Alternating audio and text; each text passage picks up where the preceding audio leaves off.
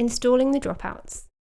To do this, you will need some high-performance grease, a rag to wipe away any excess grease, a 5mm hex key, a torque wrench, and a 5mm hex key attachment. The parts you'll need are 2 dropouts with 6 bolts. Grease the areas on your bike where the dropouts are going to sit. Take the dropouts and remove all the bolts and apply grease to all of them. Choose a dropout to start with and check whether it's left or right.